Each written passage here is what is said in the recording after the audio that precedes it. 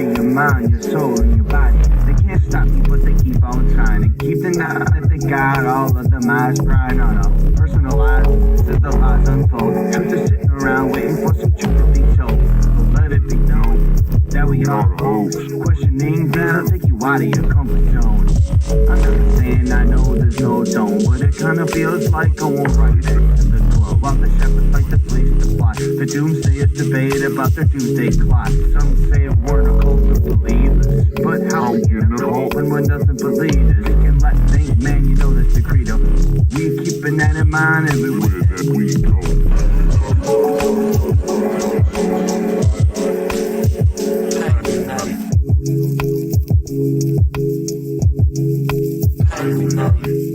Day after day we open the doors of perception, finding more and more to aimed at action.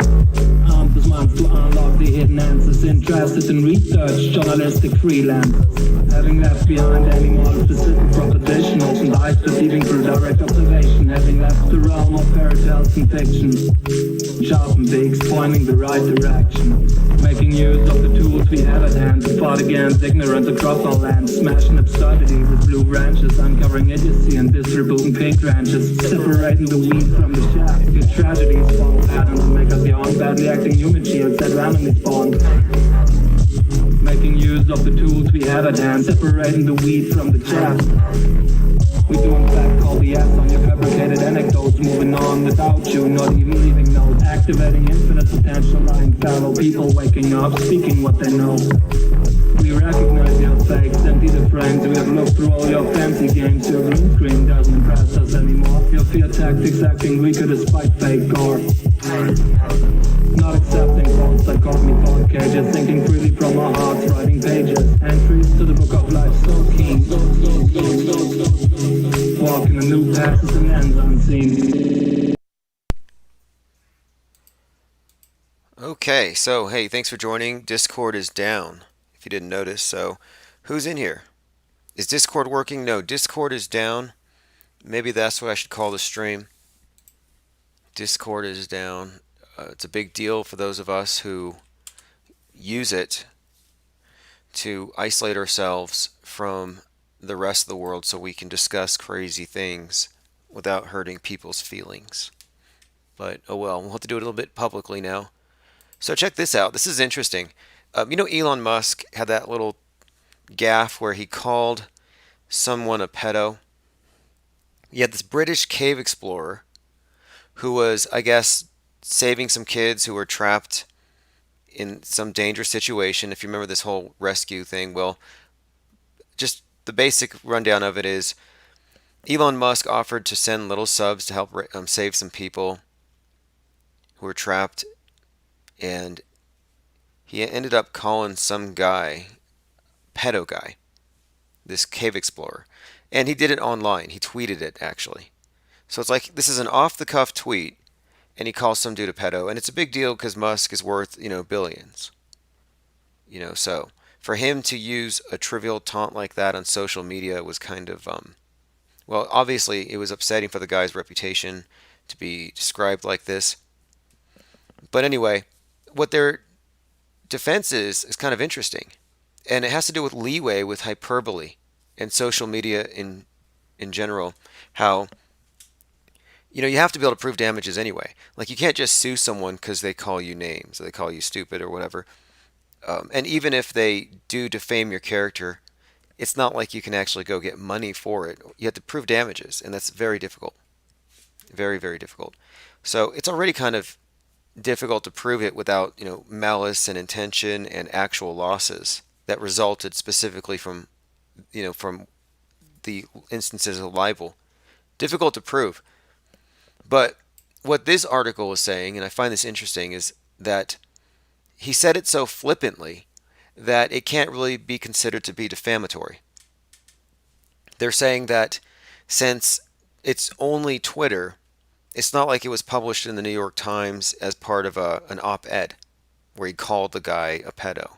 No, it was just an off-the-cuff statement, pedo guy. If he had called him something else, it wouldn't have raised, so many eyebrows here. So Musk defended it. He defended it as free speech. And so I'm like, okay, well, that's cool, I guess. Like the one time where he defends free speech, it's actually not even really protected speech if it is libel. So it's just questionable, like protected free speech. Anyway, I just think this is an interesting case because the end of it here, they're suggesting that Twitter is tearing, not just Twitter, but social media is tearing at the fabric of society. And that people like Musk can just say, okay, I can say whatever I want. But basically, it had to do with that boys soccer team in the cave in Thailand. And Musk had a little PR stunt where he shows up with a submarine or something, which wasn't used. And he was mocked for it. So he kind of hit back at the guy. You know, the guy ripped on his PR stunt, which is all Musk does. And usually his PR stunts go by without a hitch. I mean, he faked that Tesla Roadster in space, and people still believe it today. People today believe that the Tesla Roadster was actually sent into outer space. Speedster, yeah, I banned the chimp guy, although I was thinking about him. I was taking a walk and I was thinking about this chimp guy in the chat. I'm like, well, look, it's very interesting. It's kind of interesting how some people use schizophrenic as a pejorative, right? It's like, well, you can call somebody any names. You can call them radical, extreme, conspiracy theorist, tinfoil hatter, nutter, conspiracy, whatever. But when you say schizophrenic, I'm like, okay, well, if you're calling someone a schizoid, you're basically saying, okay, well, you got an illness. It's like, well, okay, fine. You're going to diagnose people. But he said that the entire chat room was full of schizophrenics. He said you should have a convention of 50 schizos. I'm like, man, you should go down to your local mental home. Go hang out at a mental home. Go visit with the people who are too ill to take care of themselves. And then I think after 20 minutes of it, if you could handle it, I think you would come out of it saying, I'm not going to run around calling people schizophrenic on the internet because it's kind of a slight at the people who are truly suffering in ways that you will never understand. And it's lifelong. The people who are legitimately ill, they live and die with it. And so I don't know if you should be that flippant about it. And then two, Big Brother and government-controlled media is making a very strong effort to correlate conspiracy theory with mental illness or violence with mental illness. And there's a reason for it. Take, for example, this shooting up in Pensacola, which just happened. And I called every element of this in advance. I literally have been calling these things in advance, on this one in particular. So I said, hey, it's not going to be a white kid with a bowl cut. It's going to be an Allah Akbar, so the right wing can gin up support, and it's going to correlate to Pearl Harbor, just like the last shooting at the Pearl Harbor Navy base. Well, boom. Guy's name is Mohammed. And shades of 9/11, Mohammed was an aviation student, a Saudi. You see how this works? This is designed to agitate the right wing, and it will. But look, here's a new development. And also, just so you know, autohoax.com is where we're archiving all of our breakdowns of the media now. And I'm just posting one blog post per event, and I'm updating it. And I'm just adding on to it. So it's going to be one long article, and then we're going to distill it and put it on Everipedia into the blockchain. So here's the new part of the development. Last night it was reported that it was being filmed, that the other accomplices to the shooter were actually filming it. And what's more, it was said by the FBI that the shooter and his friends were at a dinner party watching mass shooting videos on the internet to hype themselves up. What does that say? It's like, okay, well, that brings censorship into the equation, as I had more or less predicted. So this came in this morning, AP official, base shooter watched shooting videos before attack. So again, this is just like what they've described to the right wing after that New Zealand shooter, inspired by Breivik, saying, this is the gamification of mass murder, where the people who support this particular shooter's ideology are going to cheer for higher body counts. This is all, of course, a media construct. But anyway, so AP reports that the shooter watched mass shooting videos the night before. So here they are pushing the censorship angle. And also, but I want to note this in particular. It's Rick Scott in particular. Senator Rick Scott in Florida issues a statement about the shooting. He says, "This is an act of terrorism, quote, whether the individual was motivated by radical Islam or was mentally unstable." Think about it. He just says it was terrorism whether he was mentally ill or it was Islam. So originally, they brought out the Patriot Act because of Islam and radical terrorists, and now they've turned it against, the radical white kids radicalized by memes and online videos and websites like 4chan, 8chan. But it's the infrastructure that they set up to go after one bad guy that they can turn against anyone. And right before the El Paso shooting, the FBI had that internal bulletin that said that conspiracy theorists were domestic terrorists. Well, then the shooter comes out and he's mentally ill. So mentally ill people apparently are falling victim to ideology. They can't handle it. It makes them go over the top. And Donald Trump even said, right after El Paso, he said, involuntary confinements are now on the table for the mentally ill. So anyway, this again, Rick Scott says, it's terrorism whether he was mentally ill or radical Islamic. So they efface the difference, and this is important. So they're used interchangeably. So the new devil is a mentally ill individual who is susceptible to radicalization, whether from alt-right memes or the Quran. So now they've moved it. The real problem, and this is the Hegelian dialectic, this is how they advance their agenda forward. Now they're at the point where the real problem isn't the mentally ill, and it's not radical ideology like Nazis or Islam. No, now it's access to radicalizing misinformation and conspiracy theories that make one a terrorist. Yeah, no due process, that's a good point too. The media solves the crime in one day. They show you who did it, why he did it, they interview the witnesses. It's Scooby-Doo justice. They solve it in one day. One episode. But now what they've done is they've made the enemy free flow of information. Because the information that's out there that's not being properly vetted can radicalize people and cause them to go on shooting sprees. Whether they do it for, this is the thing, the radical Islamic shooters after 9/11 were all said to have found radical clerics and imams on the internet. So think about that too. On the internet, it's just like, okay, if you're mentally ill and you touch the web, you're a threat to society. So now what do we have to do? As always, collective punishment. We collectively have to give up some of our liberties because of this universal threat. They've made all the arguments, and now they're at the point where they can use these things interchangeably and comfortably, and the public doesn't really even notice. This was the shooter in Pensacola, but it was the same motivation for the El Paso shooter. He came across some information. This time it was a Quran, not memes. But anyway, this is going to be definitely radicalizing the right wing right now. They're going to be motivated by this one because what this does is it says, hey, look, they're doing it symbolically, like 9/11. These attacks being repeated, they're symbolic. Well, to time a shooting on a U.S. military base near Pearl Harbor, D-Day, near the anniversary of the attack on Pearl Harbor, it's all very symbolic. No, phones are open. Mark Melbourne says, do you think Mossad has a role in this? I would actually say no. I'm saying that the whole thing was a theatrical performance. I don't know if you watched it. If you're going off the presumption that it was real. But no, there was no blood, no tears, no evidence. That's been the case in all these events. So no, if you think that it's... What do you mean Mossad? No, this was done by your mainstream media and your government. All the intelligence agencies that control all the media. It was done by the oligarchs. How about that? This was done by the oligarchs, and it was a psychological operation. That's all it is.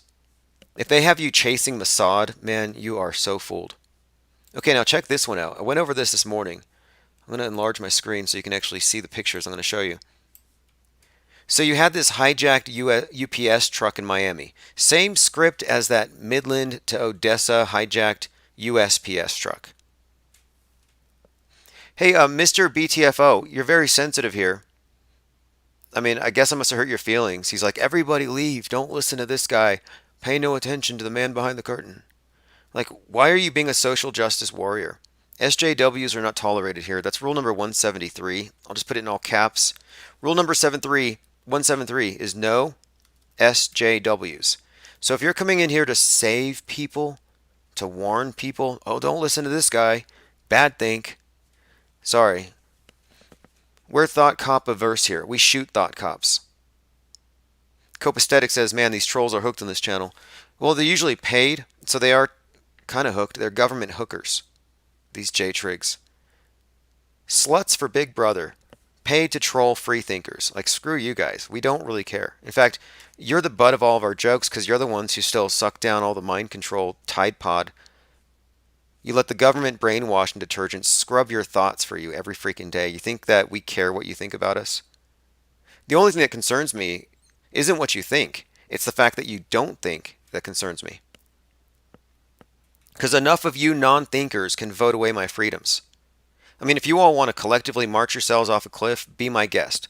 Pack yourself into those cattle carts and fly to Mars and go farm potatoes until you're dead. What do I care? But the fact is, you're trying to draft me into your insanity because you outnumber the sane. We do live, as Eric Fromm said, in a sick society. And those of us who see through it, we're branded, ironically, we're branded sick by the sickos. If you agree with the mainstream media, which is run by a bunch of sickos, admittedly, you are a sicko. If you follow a bunch of child-raping priests, you're a sicko. I mean, how hard is this to understand? You follow some dictator who's a racist, what does it make you? You know, you are who you follow and what you advocate. And so if you're over here trolling my channel, what are you advocating for? Big statist media, psychological operations, mass brainwashing, pedos in charge? Like, screw you. He's like, do you think, this guy here, Mark of Melbourne, I'm sorry, man, I'm going to give you a clue. It's free today, but next time you have to drop a diamond. He says, do you think Mossad was responsible for 9/11? Dude, 9/11 was done on TV. Nobody died. The towers are hollow. All acted. No one saw the planes hit that day. Anybody who said they saw planes is a government lying shill. They use CGI overlay to coordinate with the bombs. Obviously, it wasn't brought down by planes. But there were no planes. There were no holograms. It was just a TV production, and you fell for it. The oligarchs shifted the entire world into the post-9/11 world by the sheer belief of the non-thinkers who outnumber those of us who saw through it. Like, who are these people here? You think Mossad? If you're still chasing the Jewish red herring, you're not a truther. You're a dupe. So if you invoke Mossad one more time, you know, I can't help you. You're stuck in, what, 20, 30-year-old narratives? You've been chasing Mossad since 9/11/01 like you're a truther. It's like, no, man, you've been misled by guardrails, by gatekeepers, by shepherds placed there to keep you from calling the thing fake. The one thing they don't want you to say is it's fake. They want you to say, no, the Jews did it. It was Mossad. No, the Muslims did it. No, the angry, mentally ill white kids did it. The reptilians did it. As long as you're chasing a who did it, you're a dupe. You're not a truther. You're an absolute 100% bona fide dupe. Unless you can just straight up call it a hoax and a psyop, you're not on the side of truth at all. If you call it a false flag, you're clueless and you're a dupe. We've moved it forward a little bit here, and there's really no reason to self-censor. I mean, there are so many paid agents out there disseminating misinformation every day, and they're treated like sources. Like, you can trust High Impact Flicks. Screw that guy. High Impact Flicks is a government shill who is Vegas strong, even though he pretends to be exposing a conspiracy. He's not. He says, oh, the reason why you don't see any muzzle flashes on the Mandalay is because the shooter was in a helicopter. No, High Impact Flicks, nobody died, nobody cried. You know this as well as I do. You're a paid shill. The reason why there was no muzzle flash is because there was no gun, because there was no shooter. It was all theater. The helicopter is from the helipad down the street. But you notice, instead of saying the whole thing was a hoax, High Impact Flicks says, oh no, people died, but they were shot by a helicopter sniper. Like, why is he protecting the shooting? Because as long as they're protecting the shooting, they're hiding the role of the media in propagating false news or pseudo news or completely fabricated propaganda events, which is what they do all the time. Occasionally you get some reporting. There's some reporting mixed in there. Little bits of journalism leak out, but it's never by the whistleblowers. You know, QAnon has never blown any whistles. Snowden has never blown any whistles. Julian Assange has never blown any whistles. That's all made for TV political soap opera garbage. Not one of them has called out David Hogg as a bloodthirsty communist crisis actor being paid by the oligarchs. I mean, this thing is it's in your face. If you don't know that environmentalism is a cover for communism, you're a fool. If you think that Donald Trump is against radical environmentalism, you're a fool. Because he's advancing the big outer space idealism, space utopianism, which is ultimately communism. So you can't be advocating communism and then pretending to fight it here and, fool me. Just because he says, oh, screw the Paris Accord, climate change is a hoax, those are just words. His actions, nope.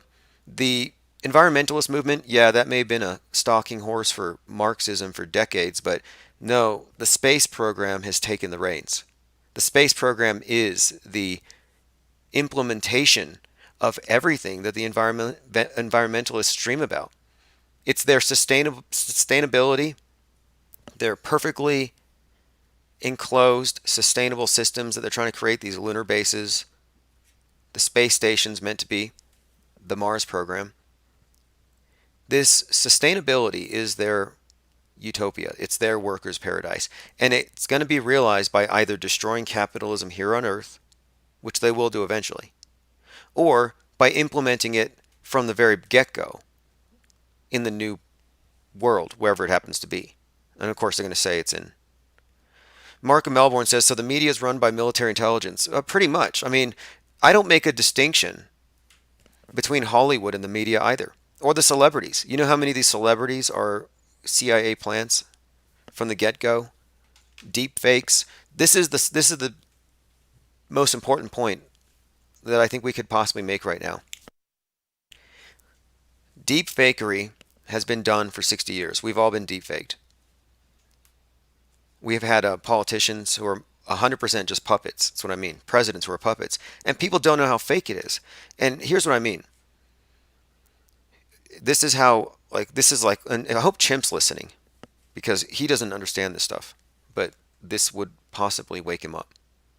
When Jussie Smollett was lynched by the racist MAGA hat wearing Trump supporters who dumped bleach on him, it was a hate crime. It was a travesty, and people were ready to march. It's like, go punch somebody with a MAGA hat, right? The world was ready to go to war over it. This was like race war time. A lynching of a famous gay black actor from Empire by a bunch of guys with Trump hats chanting MAGA and dumping bleach on him. Like, isn't this a big deal? And so when I was watching the news about this, and I'm sitting here with all my friends, I'm saying, hey guys, it's fake.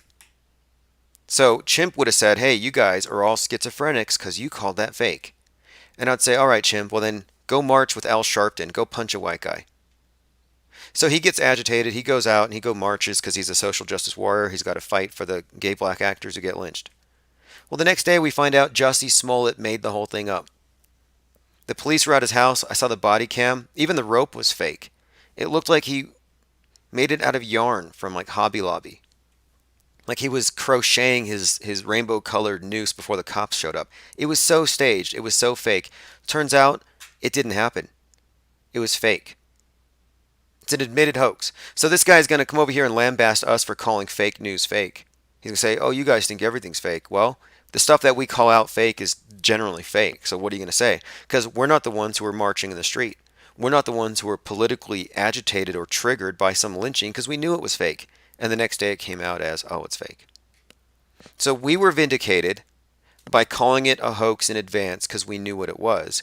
And the auto-believing public, the auto-believing TV watchers were agitated. They do this every single day. Hey, Mark of Melbourne, your agenda is super clear, and I guarantee, here's what I'm going to do, because I guarantee you're a coward. And I can tell this because of your rhetoric. It doesn't take very much. They have an agenda here, and it has nothing to do with breaking down the mainstream media. It has to do with asserting the need for, I guess, white preservationism or whatever. So, Mark of Melbourne, you've outed yourself as a stooge or an agent. You're welcome to call in and get your wrench back. If you can call in and prove to me you're not an agent being paid to push certain lines, because it's not going to work anymore if you're an agent. I'm not even on YouTube. So, you're going to throw in your little white power doggy whistles, go for it. It's not going to get this channel shut down. See, here's the thing. I think that the white nationalists are just as goofy as the ADL. I'd put you all in the same boat. The ADL with their manufactured hate crimes and their victim mentality they use to push people around. Well, guess what? Your white nationalist, the Jews did everything, is a victim mentality, and it's bullshit and it's weak. And you're a bunch of keyboard warriors who rarely form channels. That's why they gather around people like Owen Benjamin. You finally get a guy who can call them, he'll call them, grabbers or small hats. Even he uses dog whistles because he's a coward. If you can't call your enemy by their own name, then your enemy won already. So you're a bunch of cowards, you're a bunch of cucks. White power cucks can't even say, I hate Jews. No, they have to say, I don't like small hats. But I can't say it on YouTube, so I'm on DLive. No, if you really felt that way, you'd get out in the street and say it. But you're all full of shit. But again, you're no better, no worse than the ADL, who hate free speech, they hate freedom, and they're very bigoted, I have to say. After listening to Borat and that award that he got, man, they really do hate free speech. And this concept, by the way, of hate is a hoax. There is no hate. Hate is a hoax. Hate is like, it's an emotion, sure. It's a feeling of disdain. But the idea that hate in itself is something to be isolated as like a secular version of sin. Like, oh, well, they're hateful. They're sinful. It's like saying wicked. It's just a pejorative. It really is just a pejorative. Now, Glenn Clark, you're going to notice here that the more we break away from the controlled platforms where they have entrenched themselves in little armies of J-trigs and trolls, they're not going to really have much clout outside of YouTube. In fact, my attitude about YouTube is burn it down. If there's any time that you want to take out a channel, like for example, I'll just say it. There's a number of channels who have a lot of content ripped off of mine so they could talk shit, which is fine. It's free speech, but YouTube kicked me off. So if YouTube's not going to let me be on there to talk my own shit, other people aren't going to. So just fair warning, I am sending out notices and I'm flagging the hell out of videos just because I can. And it's like, well, let's just take advantage of it. Exodus, YouTube Exodus. Take advantage of the fact that Big Brother is really just clamping down and get rid of any inconvenient channels out there. Tired of the parasites. I'll name one. Flat Earth Reset. 3 years of Parasite. 3 years he was parasiting off of this little YouTube community. And now that it's been scattered, what's he going to do? Well, his videos are still there. His channel's dead. He hasn't put out content in months because of that throat tumor or whatever. But I'm like, well, I'm going to have his channels removed.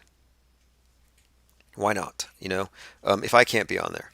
Now, I am on there, of course, for those of you who are weaning, but I'm not building those channels. They're just disposable. So you'll see, if you go on YouTube, you might find 15 or 20 IPS Black Wrench bots. Those are all pre-verified live streaming channels that I can use essentially just for those of you who are on YouTube and want to continue to use that platform's chat module. Okay, so we were talking about the staged police chase in Miami and how it mirrored Odessa. Same story, essentially. Made for TV high-speed chase. It was slower than OJ. But here's the end scene here. And this is at a traffic jam. And here's your hijacked UPS vehicle after the high-speed chase for 20 miles. Now, it sounded like they were going about 15 miles per hour.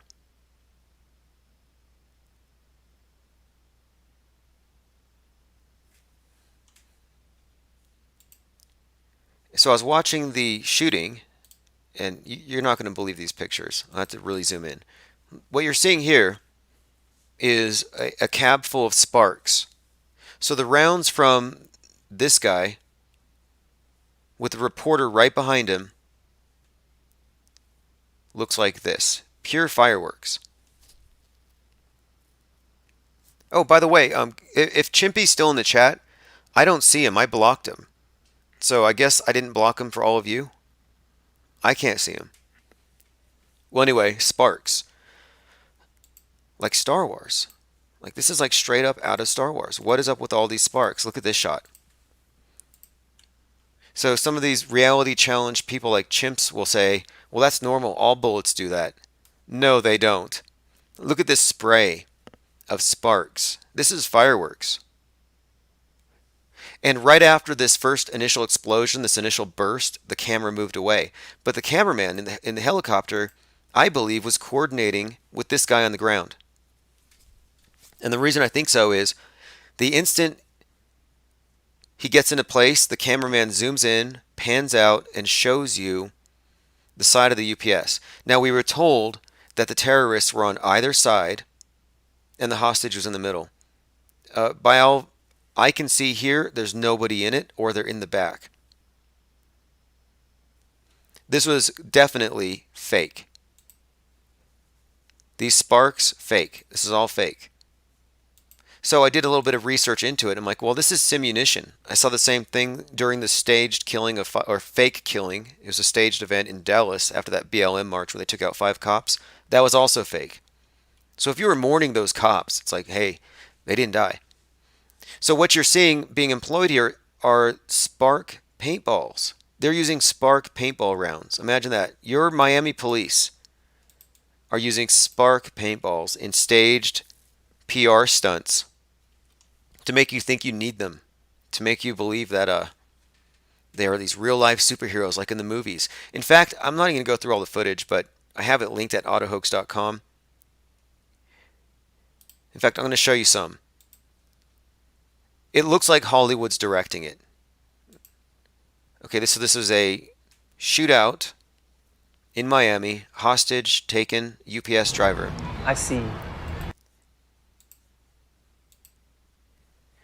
And you'll see from the footage, it looks as though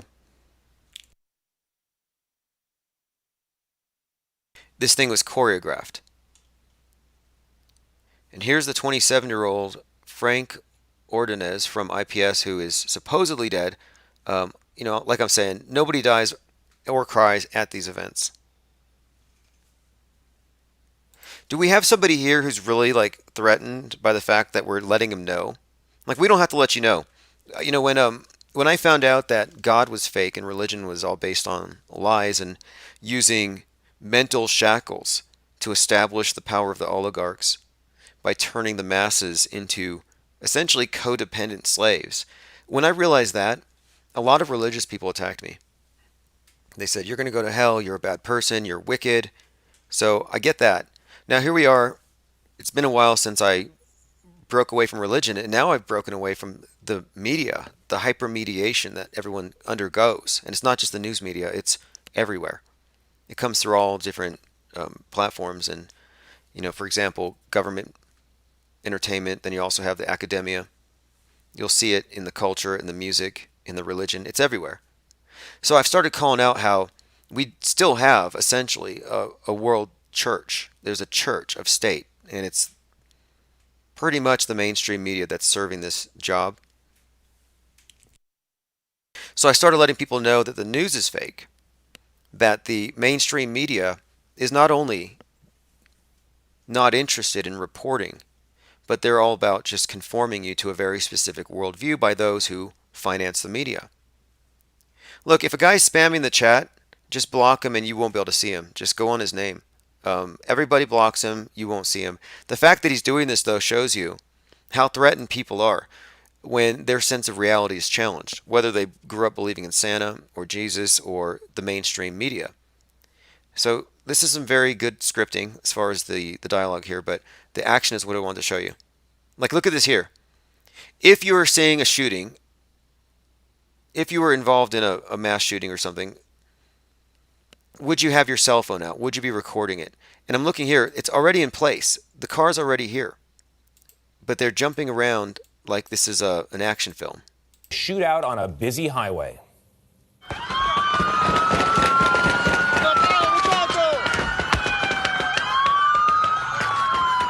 Just terrifying sounds there as police shot it out with two alleged armed. So, to me, this is all just choreographed. This is theater. A fake shootout. 100% fake. This is simunition. Paintball sparks. Okay, so I'm going to go ahead and take a couple of minutes here to ban Chimp. His feelings are hurt because the news is fake. This is Rage Quit Boogie. I'll be back in 30 seconds.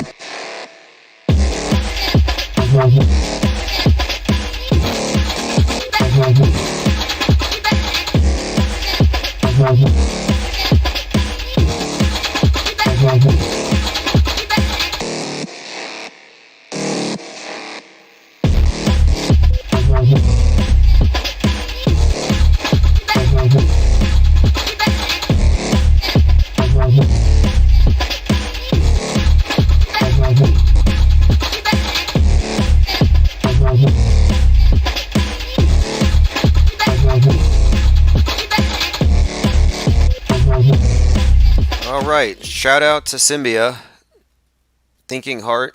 This is from the Terra Incognita mixtape. Shout out to PewDiePie and all the fake shooters who earn their government paychecks by duping the American public into thinking things are scarier than they are. Terrorists like David Hogg. And, I'm comfortable calling public school teachers terrorists as well. If you're putting kids through hyper-realistic school shooting drills, you are a terrorist. In fact, here's something else. So I'm glad that what's his name is here. The guy who got banned just a minute ago, Chimp. He's really mad that we're calling shootings out as hoaxes. He's very much triggered by it. And I think it's out of ignorance. I don't think he understands the role of media or how they've been operating. And I'm saying they've been operating as church of state. But I think I can help him. Not that I'm obliged to. I'm not really interested in, waking people up or whatever. That's not what we're doing here. But what we are doing is exposing the truth about what I would call mass trauma-induced mind control being used against children. So, look, the guy's mad because I'm calling shootings fake. Well, look, man, you're a child abuser. You are a child abuser if you stand by these drills, and you will stand by these drills if you believe those shootings are real. So just having you watch this, you're doing this to these kids. You're the sicko if you're treating these psyops as real or as false flags. This goes for you, High Impact Flicks, Richie from Boston, anybody else not auto-hoaxing, anybody else guardrailing the situation by calling them false flags, you're actually enabling this, so this is your fault. Has changed. This is only a drill. He is holding a fake gun. Today, thousands of teachers are now required to participate in active shooter drills like this one. I know it's a drill, but does it feel real? It does. I know it's a drill, but does it feel real? Just thought I'd bring that up because look, we're calling out the psychological war in general. It's bigger than just the shootings. It does encompass everything. Infinite Plane Radio. Hey, what's up, caller? Hey, how's it going, man? How are you? Doing very good. Are you watching on DLive or YouTube? Oh, I was doing it on YouTube. Hey, I was curious, why are you trying to ban channels on YouTube? Only the channels that are or that have specifically stolen content from me and used it against my channels and got me kicked off. See, I've been kicked off YouTube. So I'm just saying the people that kicked me off that still have videos up shouldn't have it up. It's not fair. Oh, so where are you streaming right now?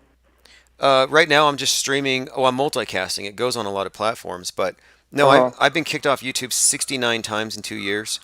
I've had 69. Wow. yes, well, 69 counting this last channel, and not only that, but more than 4 dozen of those were by people, enemies of mine, who were uploading my videos and then saying to YouTube, "Hey, this Wow. guy." Who are these enemies? Who are the enemies? Well, let me I'm finish. curious. Let me finish my explanation, then I'll tell you because I. Well, okay, sure, yeah, that'd be really Okay, so interesting. they would upload. They would steal my content and upload it. Then they would. Mm-hmm. Then they would write to YouTube, sending a DMCA takedown notice saying this is my content. You see? Oh, wow. So I've been shut down by people stealing my content. So there's nothing wrong with me going in and cleaning house, is there? Oh my god, this shit is too fucking funny, man. Yeah. Well, hey, dude, check this out. Oh my fucking god, man. Okay. Well, he had a little conniption fit. I don't know if that was one of our trolls, but anyway. I don't know. I mean, I guess, was that good or what? Rate him on a 1 to 5 as far as like practical jokes or prank calls. 1 would mean it sucked. 5 would mean it was good. Glenn Clark says fake laugh. I thought he put his girlfriend on the phone. I was like, who's that chick who took his phone? So I don't know, man. You're welcome to call back and try again, I guess. Okay, listen to this bullshit. Law enforcement source, 19 officers fired into UPS truck could exceed 200 rounds. They're saying that they shot 200 rounds into this thing. All right, caller, you're getting a bunch of 1s and 0s. Nobody was impressed by your girlfriend's laugh. I thought your girlfriend's laugh was cute. Did anybody else think that his girlfriend's laugh was cute? You shouldn't let her take your phone, though, when you're making a serious phone call. It undermines your credibility. Okay, so they said they fired 200 rounds. No, it was just a bunch of fireworks. It sounded like a fireworks show. It was simunition. There's no holes in that vehicle. And I was looking at the follow-up. You got to see this. It is so obvious that this is staged. It is so obvious that it's theater. They have a smoke generator in the UPS thing just for photo op. Just for the photo opportunity here. And they're also grave and serious, talking to the public with these press releases. This is another reason that I'm saying that this is highly unusual. The way you have these big presentations after where they know the whole story. It's like, where are they even investigated? Infinite Plane Radio. What's up, man? How's it going? Oh, just checking out the stuff in Miami with this. Did you see this hijacked UPS truck on the high-speed chase? Oh yeah, I heard about that, and the cops turned it into like some Swiss cheese, and like the guy who took the people hostages, like the hostages actually got killed and not the guy or something. Yeah, I think they took them all out, or yeah, the hostage died. But did you see the close-ups that I posted of the actual rounds hitting the UPS truck? No. Okay, well, if you watch the video, it's basically a bunch of sparks. You know, I mean, is that normal from your experience with firearms? When you fire a weapon into a target, do you see a bunch of sparks bouncing off? Well, people got to think about this too. It is a UPS truck, you know what I'm saying? So like, them bullet holes is going to be like bullet holes going through a Buick. Has anybody ever seen that? It's like, have you ever seen bullet holes going through metal, especially like metal frames, anything like that? So. And it almost, in a sense, it's like you got to be versed in that crap to know. But like some idiots out there would probably be like, "Oh wow, it is getting shot up." But I can see where you're going with this. Like, you're about to call it fake, and that's cool, man. No. Well, did you watch it though? Did you see the footage?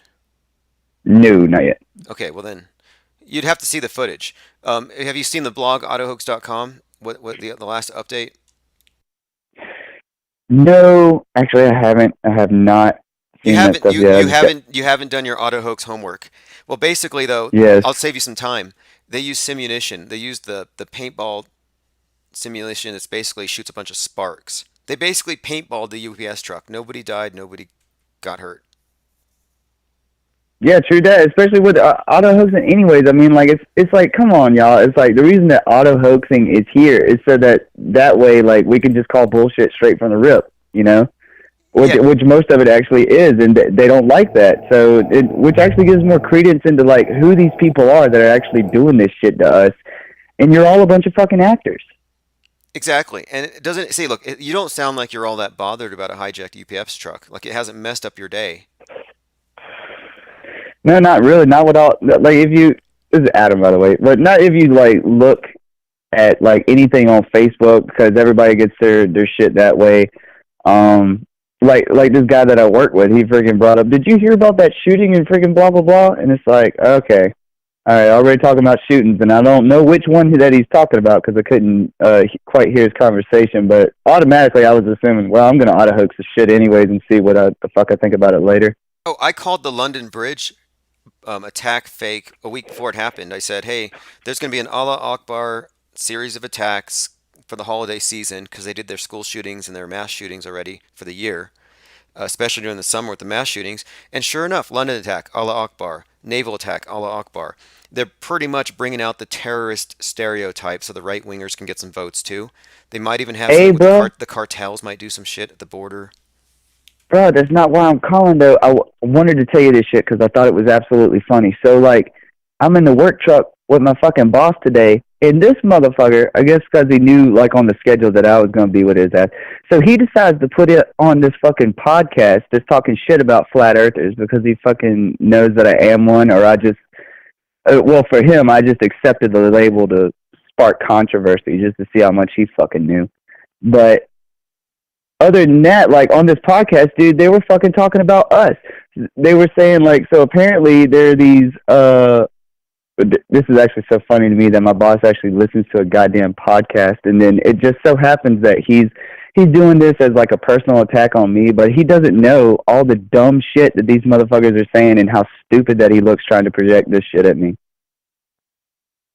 Oh yeah, well, But look, anyways, go on, they talked though. about Fepe. They talked about Fepe. They were like, yeah, so apparently there's this group chat, and they fucking have like their icon or their mascot is this fucking penguin, and it's Fepe, and it stands for Flat Earth People Everywhere. And I'm like, oh shit, that's my fucking chat. This is fucking great. It's like, haha, motherfucker. The only reason you're hearing this shit right now on your podcast is probably from some shit that I've been doing 2.5 fucking years ago.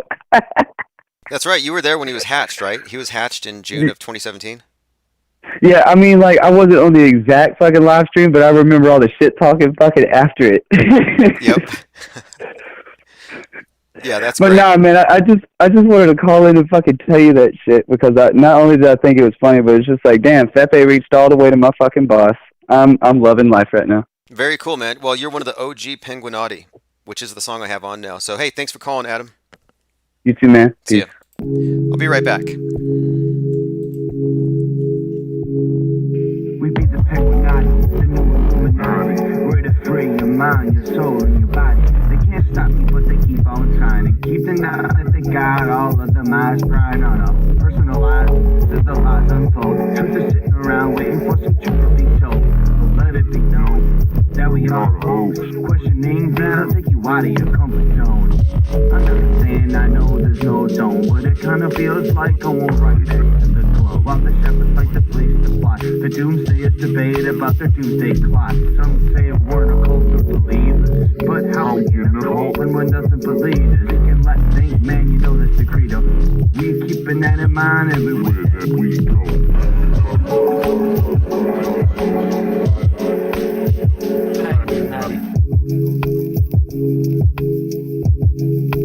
Day after day, we open the doors of perception, finding more and more of the same action. Armed with minds to unlock the hidden answers, interested in research, journalistic freelance. Having left behind any more specific propositions and eyes perceiving through direct observation, having left the realm of fairy tales and fictions. Sharpen beaks, pointing the right direction. Making use of the tools we have at hand to fight against ignorance across our land. Smashing absurdity with blue branches, uncovering idiocy and distributing pink branches. Separating the wheat from the chaff. Get tragedies, follow patterns and make us young, badly acting human shields that randomly spawn. Making use of the tools we have at hand, separating the wheat from the chaff. We do in fact call the ass on your fabricated anecdotes, moving on without you, not even leaving notes, activating infinite... Okay, so Discord is back up. Discord is back up. Let's see if I want to catch up on everything that we've missed. Okay. Yes, autohoax.com. If you haven't been there, take a look. We're building it up as we go. Also, there we have links to other channels. I'm adding those now. So many of the people who call in, of course, will be listed here. And then all the music we use in the channel, I'll probably put here too. A lot of people are asking about that. And we're going into print for 2020. Starting in January 2020, we're going to have a monthly print newspaper, which will cover all of the deep fakes, the psyops, the deep fake space, the psyops on the ground with the celebrities, with the fake shootings, with the fake terror attacks. Basically, putting it all in print, which needs to happen because how many times have they just deleted channels? Which is something that they do routinely. You know, they will burn your books, delete your content because they don't want to debate against it because they can't. So all they can do is delete it. It'll be a much harder to delete if we have it in print. And then two, I think that a print paper subscription base is a better indicator of how far these ideas are reaching and how many people actually see. How many perceivers are there? What's the perceiver to believer ratio? I think as long as you have about 95% to 5% believers to perceivers, the oligarchs will always remain in control because they control via the 95%. If it's not more. Maybe it's 99%. Here's a link that was posted in Discord. You must ask yourself, are you... This is a movie called The Laundromat. You know what? I might watch this today. It looks like it's on Netflix. I don't really want to watch it, but it's all just, has to do with, it's opposition research. So I'll probably watch this after this. Basically, according to the person who commented on this, it has to do with deep fakes and high-tech masks. Oh, that's interesting too, that Meryl Streep's in it. A lot of these actresses and actors from the 80s who use a lot of these prosthetic special effects in many of their roles are highly suspect to me because they're all in the know about deep fakes. And if you're not in the know about deep fakes, basically we're talking about the existence and the use of foolproof masks. And it's hard for you to, really, the first time you hear it, it doesn't sound like much. Yeah, foolproof masks, what's the big deal? Well, it's a huge deal. Deep fake's a huge deal when you have the ability to compromise elections, compromise reality through faked video footage. But that only shows you what happened in the past. Real-time deep faking isn't all that powerful. It's pretty much like it can go viral, but as far as real-time, no, you're not going to see it. But what we're bringing up here is the use of masks that are so foolproof that if you were surrounded by 6 Saddam Husseins, as Jonah Mendez from the CIA disguise department, whatever they call it. Let me bring this up. She's a great resource, all of her interviews. Jonah Mendez, the master of disguise, retired CIA officer, her position was chief of disguise. And one of the points that she makes in her talks is that you could be surrounded by 6 versions of Saddam Hussein and you wouldn't know which one was the right one. There's a picture of her here in the White House hanging out with George Herbert Walker Bush, and he didn't know she was wearing a mask until she removed it. And this was to show that the president and all the people around him could interact with someone and have no idea that there's somebody else behind the face. Salty Siren says, have we talked about Mandoozled yet? No, we haven't actually reviewed Mandoozle yet. I actually jumped on kind of impromptu because Discord was down. All right, I'm opening my phones back up if anyone has any comments on this. But so what I'm saying is that the ability to create a foolproof mask has some significant implications that, if you haven't really thought it through, you may overlook it. But it is entirely within the realm of possibility that you could have people in front of you your entire life who aren't who they pretend to be, or people who are playing multiple roles on the world stage. And here's where it gets really almost surreal. And when I say surreal, it seems like it just seems almost unbelievable. And that word's funny because at the Pensacola shooting, the general at the base was saying it was surreal. It was like a movie. But what we're finding is that this technology is being used across the board, from in politics, it's being used in celebrity culture, it's being used in the music, it's being used pretty much all over the place. It's not just in politics, it's not just in psyops, it's actually pretty widespread. And it's so widespread that it just seems like this is a big secret that pretty much separates the people who are in the know from those who aren't on the inside. And I saw this very peculiar piece. It was on InfoWars. It was an interview with Alex Jones and Eric Mankel Mueller. And Eric was saying, hey, I just interviewed Harry Lennox, Obama's acting coach. And there's this big conspiracy that Harry Lennox was secretly Obama's acting coach.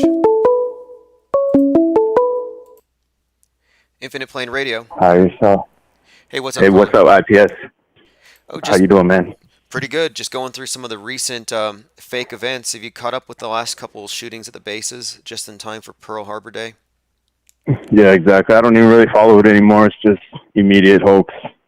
Yep. It doesn't, like you said, it doesn't even affect me anymore. And I hear people at work talking about it, and they're pretty much traumatized by it. And I'm on to something else. Oh yeah. And did you catch the UPS being hijacked? What was that? Did you see the one with the UPS being hijacked in Miami? Yeah, I saw that. And then before, I just heard the shots, and it sounded like a package of black cats going off or something like that to me. Oh, yeah, 100%. And I was like, man, they just rehashed the story from Odessa this summer where the guy was in the USPS truck. And I watched the video. It took me 5 seconds. I just grabbed a clip, and I'm like, oh, look, they're using simunition with the paintball sparks. Right, and exactly what you said, too, is like, why would that guy have his camera out? If you're surrounded by shooters and bullets flying, you wouldn't be grabbing your camera and live streaming or whatever. It's ridiculous. Yeah, and exactly. And then if they did have footage on the scene, let's say body cam footage, why would they release footage on time for the nightly news? They haven't even investigated yet. Exactly. Yeah, I like where you're going with all the deep fakes and everything, man. And I wanted to call and turn you on to one. I put out a video on YouTube not that long ago about, basically I went back and I re-examined the 1980s People's Court show. And I found examples of people that I think are the same people, and they play the plaintiff and the defendant, sometimes a man and a woman. Not in every single case, but I think it's mixed in there. So I think these deepfakes have been going on for a long time. Yeah, I'd be interested in seeing this too, because Court TV is another psychological operation, I think, where it's really, it's such a heavy indoctrinator, but something about that this phenomenon that intrigues me is that we're seeing it in entertainment, we're seeing it in politics, and even the whole O.J. Simpson case, I've been looking at that, and it looks like Nicole Simpson plays her own sister. Oh, I've never looked into that part, but I've seen the Nicole Simpson. What's the other one? That newscaster lady or whatever. Yeah, Megyn Kelly. Yeah, Megyn Kelly. I've seen that one too. But I believe a lot of that they're playing dual roles on the world stage and all that. It's the only thing. Basically it's like what you could call it the grand unified conspiracy theory, because it marks everything together, like clones, reptilians, all that stuff. It's all just people in mass and actors playing multiple roles. Damn, you nailed it. I was going to say, I've been trying to figure out, I'm like, this is something that ties everything together, and that's what makes it big. And the grand unified theory of conspiracy theories, this would be it. Exactly. The grand unified conspiracy theory would be the deepfake. Exactly, bro. So if you go on my page, it's Chalk Body Outline on YouTube, or on Instagram, I have a shorter clip of it, and you can see what I'm talking about on these People's Court. So I speculate it's people in mass, or maybe back then just Hollywood makeup. And I think that I have examples. Obviously, you can't prove it, but it seems like they obfuscate that line, so you don't ask why they look alike. A lot of the cases, they say they're brothers and sisters or somehow related because they look so much alike. And there's a lot of people that go in these courts and they have full sunglasses covering their face and all this stuff. And all it takes for people is the beginning of the show, they say this is real, and they're not actors. And I'm saying that's part of the show. It's just like if they put that on The Simpsons. Yeah, exactly. The way that they blurred the distinction between fiction and reality, and I think they need that this blurred comprehension to make psyops go down easier. Yeah, exactly. And then, so I've been going into this one for a little bit this last week, is that to me on these courts, it looks like the audience back in the day on those old people's courts look like they might even be green screened in, or maybe even like CGI or something. Because when I'm watching it, they're not reacting in real time to what's happening. So I think that's how they could get away with having these two people play, the plaintiff and the defendant, or the man and the woman sometimes. You know, that's a good point too. The idea of one person playing multiple roles, like that already fools people. They just can't comprehend it. But yeah, they can't fathom it. But even having the same person playing two characters and having them in the same scene, not live, of course, but if it's presented as live, that could be pulled off as well. One of the ways they hide deepfakes is they will actually have you photographed with your double in public somewhere, and it's always a fake photo, but it works. Yeah, that's all it takes is that, like that one picture of Justin Bieber in The Weeknd or whatever. It's all it takes for most people to disregard it. Oh yeah, exactly. And in fact, one of the main pictures that people use as evidence that they hung out together is admitted by the guy on Instagram who took the photo. He said, "No, I photoshopped him in," and I'm surprised it went viral. Oh, really? Yeah. So that's what I'm saying. Photos aren't evidence. You got to go to the metadata. You know, you really got to dig. Yeah, and you had that troll in there earlier. You know, like you said, man, he's saying you're whatever psycho for saying everything's fake. But then like you just said, that guy admitted that picture is fake. You know. But he's not going to go that far. He's only going to see the picture and say, "Oh, I disproved it." He's not going to go dig any further and find the photographer to admit that it's fake. Yeah, exactly. And then he'll call you a psycho for it. Yeah, that's another thing too, though. And I would advise anyone, you know, if you're going to be using medical terminology to diagnose people for wrong opinions, you're playing into Big Brother's hands because they want to lock people up for the wrong political opinions. Yeah, exactly, man. That's exactly what it is. Okay, well, hey, what happened? No, go ahead. You got your channel shut down again, or what? Oh yeah, they took my channel down again. But what I did is I got on to multicasting now. So now I'm actually on DLive, Twitch, Periscope, Instagram, and I do have a couple backup YouTube channels. So I'm on like I think 11 platforms right now. So the numbers. Okay, are still man. good. I found you this summer, so I'll keep checking up on you, man. I like the work you're doing, so keep it up. Right on. Well, hey, I just shared a link to your channel in my Discord server. Yeah, you ought to join us in the Discord. 24/7 research, and we do keep a constant flow of stuff. And I'd like to add your work, your investigations into our pool here. So. Yeah, sure, whatever. And then at the end, real quick, I conclude that I don't conclude, but I guess I ask the question is if Judge Wapner of those old people's court shows, if he's actually Anthony Hopkins, way younger than he appears in some kind of a mask. So when you see Judge Wapner, he looks older. You know, he looks how Anthony Hopkins looks today. But I'm saying it's like Anthony Hopkins from the 80s aged in a mask, and that's why it looks a little bit different. Or possibly Anthony Hopkins. I don't want to say it's 100% him. Sure, I know what you mean, though. This is the thing about the masks that people also don't get. It's like a mask is usually it changes your whole face, but no, we're talking. Some of these masks are so subtle. It can be a mouthpiece and a mouth palette, and something, a little bit of tweak to the hair, and bam, it looks like because people do look similar, but they can really make dramatic changes with very subtle things. Exactly. I show that in that video too. One lady, they show her, has straight hair, she's wearing blue, like her whole body's covered, and then she plays another lady, it looks like when the hair is curly, she's wearing red, like the arms are exposed, everything's exposed, but they're never in the same shot at the same time. Now, did you look into the Miley Cyrus and Aisha Curry one? Yeah, I just kind of compared pictures, that's all I really did, and there seems to be something to it, and like where she was on Hannah Montana too. Yeah, exactly, where she was on Hannah Montana, but never at the same time. But in the same episodes. So that this is showing here how these characters that they play, these multiple roles, are carried with them through years and years and years. And so, yeah, they have... Yeah, totally. And then also with that Anthony Hopkins one, too, is like he got knighted by Queen Elizabeth in 1993, and Judge Wapner, he was on air from 81 to 93. So I wonder if that was some reward for that lifetime actor role. Interesting. Because what did Anthony Hopkins really do to be knighted? You know what I mean? He was kind of a little before my time. I don't know. Was he really that big of a thing? Well, no. These are all valid questions. I mean, because these guys are all government agents. I make the point that you will not find an A-lister who doesn't believe that climate change is real. That tells you how uniform it really is as far as its control when you get to the top. Right. All right, man. I just wanted to come and just show you some respect, and I like what you're doing, man. I'll call back another time. Sounds good. Thanks for calling. Appreciate it. And we'll subscribe to your channel. Okay, everyone, I put his channel in the Discord server, Chalkbody Outline, another person researching deepfakes, and I'm going to share it also. I'll put this on Float. I think it's important not only that we share other channels, but that we continue to use the term deepfakes to expose this. We cannot allow them to use deepfakes to mean uh, digital manipulated footage. Like that's not what deepfakes are, and this is one of the things that we're trying to expose here. I mean, this is, if there is anyone here that could be called a truth movement, it's those people who are going for the deepfakes. Anybody still chasing Jews or reptilians, you guys are lost. You're behind the curve. I was noticing something else kind of interesting with the scripting when it comes to, like, Ayesha Curry being the perfect housewife, played by Miley Cyrus, who is this, hellion, running amok, with her shirt off and dangling her tongue and twerking and all that. And then I'm looking at someone in one of her contemporaries, Justin Bieber, is going through this Christian conversion. Whenever you see Justin Bieber, he's always praying and he's mentioning Jesus. So he's playing like really good and reformed, and now he's squeaky clean, married.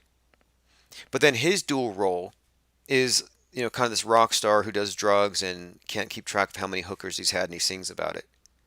So they do these dualities all across the board. That's part of it. That's part of the giveaway. Oh, also, if you didn't know, I'm now on Instagram. I found that there is a little site called, let me get the name for you, Yellow Duck. Yellow Duck allows you to stream on Instagram. I'm not sure if I made it work yet. Okay, I can upload videos there. But anyway, my Instagram is Tim_Osman. And my live streams will start popping up on here probably, I don't know if about today. Well, my next one will. I thought I did it right. I mostly post pictures of penguins, art, stuff that I draw. But now I'm going to start using this for live streaming purposes.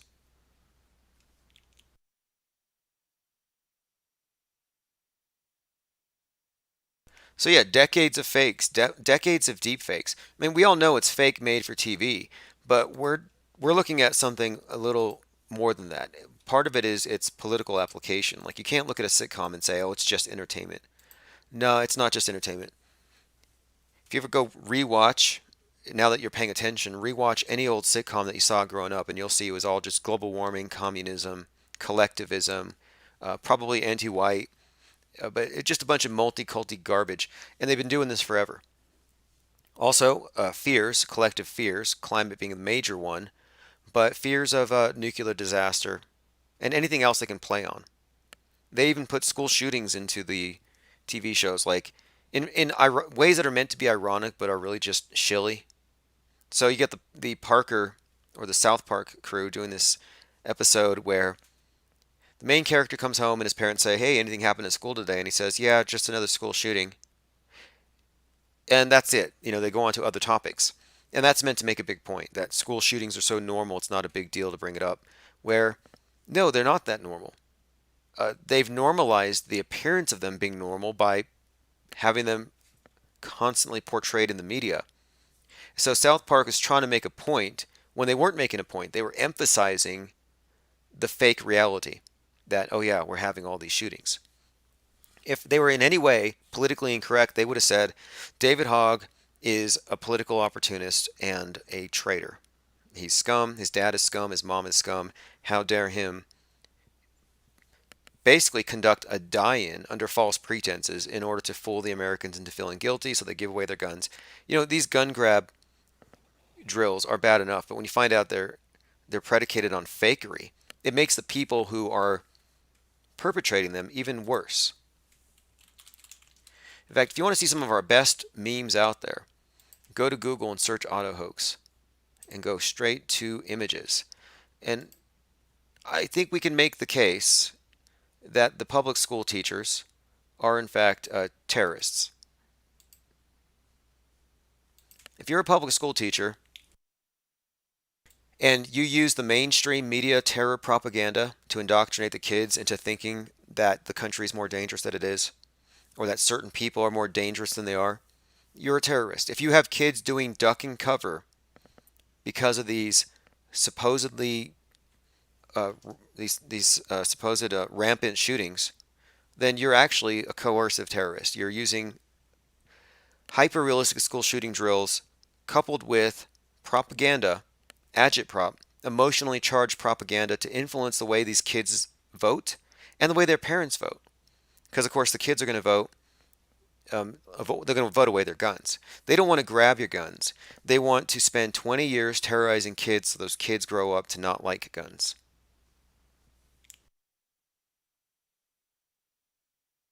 Okay, let's move on. One of my internet stalkers said, "I don't want to be made into a meme. That's why I'm anonymous." And I'm like, well, why are you hiding behind a cartoon character? You know, if you really believe in what you're saying, why don't you just come out and be yourself and say it? Use your voice. And he won't, because he doesn't want to be made into a meme. Well, it's like, hey, John, you're a meme. You're a meme now. So why don't you start a YouTube channel? Why don't you start a podcast and start policing our thoughts? Because your blog's not cutting it. Your blog isn't even read except by me when I just copy and paste stuff.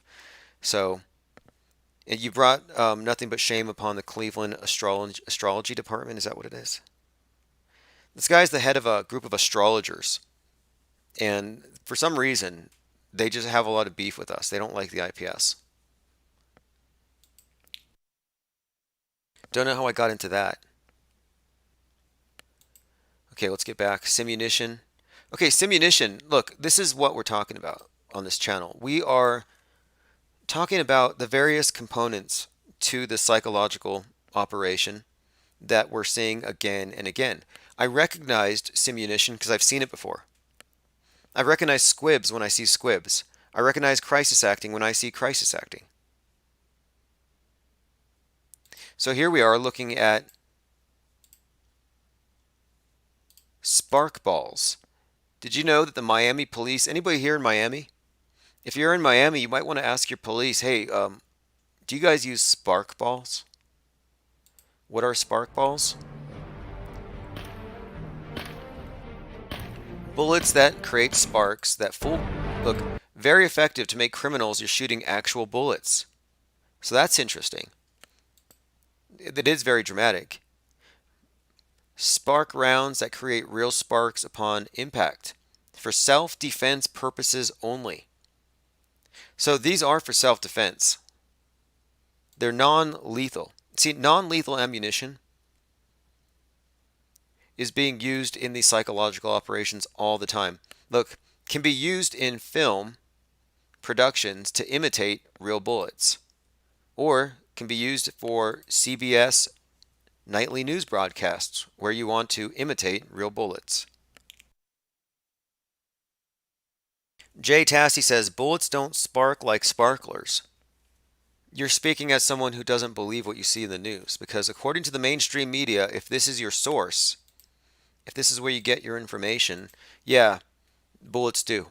It's a new Mandela effect. You just got to deal with it. Bullets now shoot sparks. You've been mandoozled.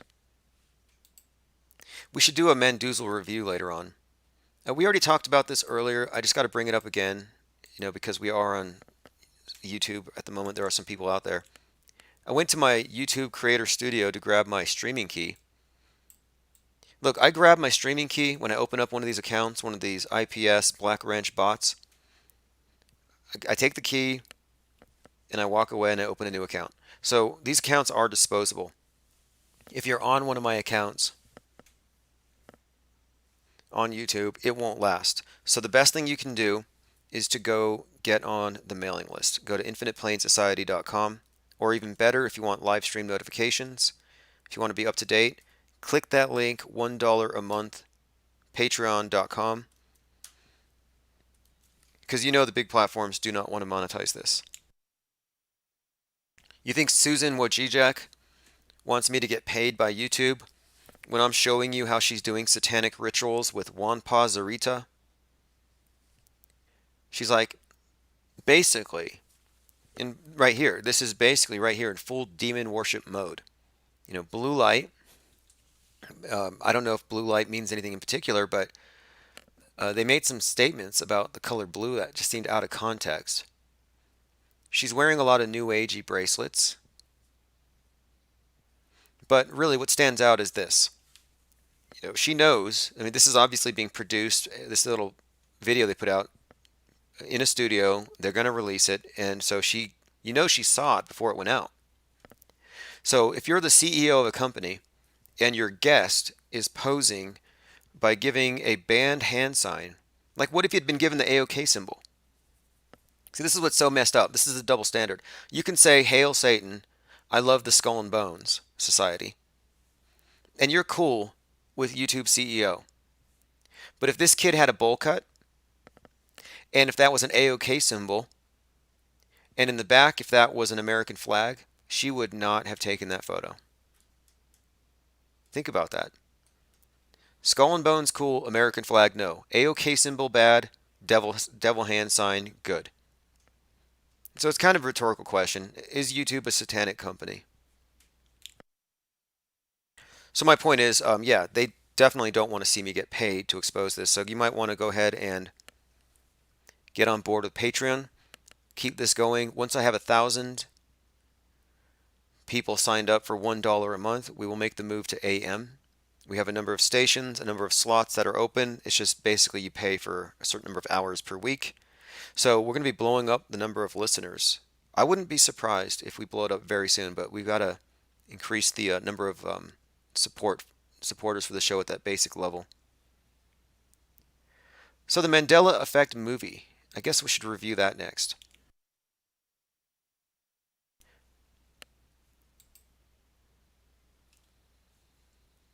I watched it with a group of friends, and you know what? I have a few things to say about it. I'm not sure if I should start a new live stream later and specifically focus on that. Let me continue to go through the headlines that I set aside. This was a very peculiar one. If you're into Illuminati symbolism or whatever, or signatures, I mean, I don't know what you'd call this. It has to do with doorknobs. And this is from the Phoenix Enigma. Now, of course, the Phoenix Enigma site, I believe this guy is someone who probably believes all the killings to be real. So this is just another element. But there is something here worth noting. It has to do with high-profile celebrity suicides involving doorknobs. Like a lot of doorknobs. Very, very unusual. The article is called "The Doorknob Sacrifices. Black Sun Ritual, 12 Celebrity Suicides Related to Pedophilia Cover-Up." Now, this is, again, the Phoenix Enigma. What he's saying is that 12 wealthy celebrities were actually sacrificed or murdered, and it was symbolic. And it was done in a way to convey a very specific message that the normies of the world wouldn't notice. I mean, is it noteworthy that 12 wealthy celebrities died in a similar way? Well, this is what the Phoenix Enigma has connected here. That these people are all at the height of their careers. They're very successful. And they hang themselves on doorknobs. So here's a collection of the faces. You might recognize a few. I believe that's the guy from, let me see, Chris Cornell, is it? Soundgarden. Anthony Bourdain. Robin Williams. Carradine. This is that Madam. That's the guy from, okay, so there's a few here. So this guy says, "My first question is, how do people hang themselves from a doorknob?" Suggesting that in itself is a little off. But anyway, let's go on. He says, "Why did these 12 people die in identical ritual suicides laden with occult overtones? Quite simply, they were in the thick of it, or they had information that would have exposed people in the hearts of these networks. Why doorknobs? Why 12? Where's the 13th? So here is where he goes through. He says that INXS, the singer Michael Hutchence, they said that he had information regarding a VIP pedophile ring in the UK connected to Jimmy Savile. David Carradine, 72, says he was shooting his last film called Stretch. Oh, that's funny. All these inside jokes, And there's a lot of them. When you start analyzing these things from the perspective of, a post-media, this is just a movie. There's a lot of meta-scripting. You do see it. And the names are dead giveaways. I mean, remember Dr. Carver? The guy who did the autopsies at Sandy Hook. I mean, come on. So he's working on a movie called Stretched, and he was found naked hanging by a rope from a doorknob.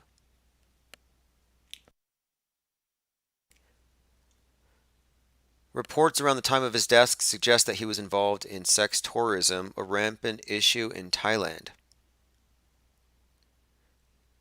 Number 72 apparently has some significance to it. Alexander McQueen, 40, a fashion designer, hanging from a doorknob. He made a regular habit of signaling his allegiance as an occultist, like hand signs and stuff, I suppose. And again, I draw your attention back to the one of Susan and company, giving their occult hand signs. I mean, look, the Skull and Bones Society uses the skull and bones. The hand sign. I mean, how do you separate these things? You don't. You ever been to a satanic ritual? I don't know what religion your families were. I haven't been, but if you have been, or if you've looked into it, because I've looked into it, you'll see that they will use, blue lights, dark rooms, skulls and crossbones, and all the rest. But so we're talking about occult symbolism. Aaron Schwartz, 26. Note here, one eye symbolism. He's like Crazy Eye Jeff Bezos. They emphasize one eye. Tech pioneer, Reddit co-founder Aaron Schwartz. I wonder if he knew Darren.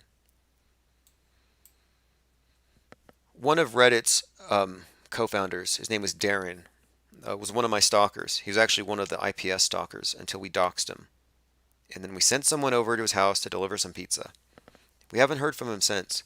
Okay, according to former CIA Robert Steele, Schwartz hacked into MIT computers and found a huge stash of child porn before his death. I hadn't heard that part of it, but it talks about some numbers here. I don't know how you feel about numbers. It says 11 represents illumination. I like that. We should start using 11. Like they're scared of numbers. It's like, wait, are we supposed to be scared of the dark or scared of the light? I think the dark is scarier. Can't see anything. Like, oh, no, it's the light. They worship the light. Like, I'm not really sure. But anyway, let's move on. Aaron Schwartz. And then we have Lorenz Scott, 49, fashion designer, lover of Mick Jagger, found dead at her apartment, hanging from a doorknob. Robin Williams, 63. Now, this one was actually prefaced by an episode of Family Guy. A really bizarre episode where he's basically hangs from a door. It's just really bizarre. You'll have to see it. That's not perfectly... here it is. In a bizarre coincidence, news of the tragic suicide of actor Robin Williams emerged just minutes before the end of a broadcast of a Family Guy episode, which was simultaneously being aired on the BBC. Okay, so this is Paul Joseph Watson, big-time shill, works for Alex Jones, but, good information, wrong conclusions. But I remember when he covered this. So not only did Robin Williams die hanging from his doorknob, but it happened concurrent with a TV show where his death was somewhat joked about. So Seth MacFarlane has a hand in these rituals. In which the plot revolved around Robin Williams and a failed suicide attempt. The Independent reports Robin Williams' Family Guy episode about a suicide attempt aired on BBC Three as news of actor's death broke. In the episode, Peter Griffin is cursed with the ability to turn everything he touches into Robin Williams. Driven to madness like King Midas, the curse leads Peter to try and commit suicide.